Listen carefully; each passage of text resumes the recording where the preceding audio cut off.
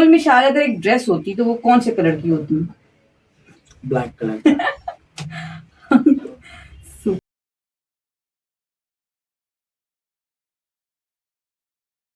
Bridal dress ज्यादा heavy होते हैं या ब्राइड की डिमांड?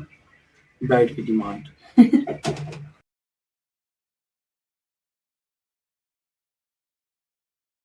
कपड़ों का दुश्मन कॉफी या लिपस्टिक? कॉपी। लिपस्टिक। हाँ।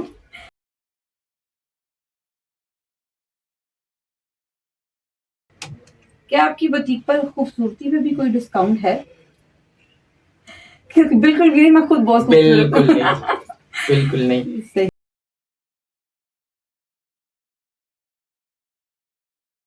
तो आपके ड्रेसेस की वैसे क्या प्राइस, नॉर्मल प्राइस है, हर कोई बंदा परचेज कर सकता है? जिस हिसाब से माशाल्लाह मैं मालम रोड पे बैठ के मैंने एक सूट का प्राइस मेरे 8000 से स्टार्ट है। उसमें 3 गज का दुपट्टा है, 50 लेंथ होती है, तो ये बहुत रीजनेबल है मेरे ख्याल से। बिल्कुल। और काफी अच्छी चीजें यूज करती हूँ, लोकल चीजें नहीं यूज करती, तो मेरे ख्याल से ये काफी रीजनेबल है। मैं मालम पे बैठ के ये रेट बहुत अच्छा है। जबरदस्त।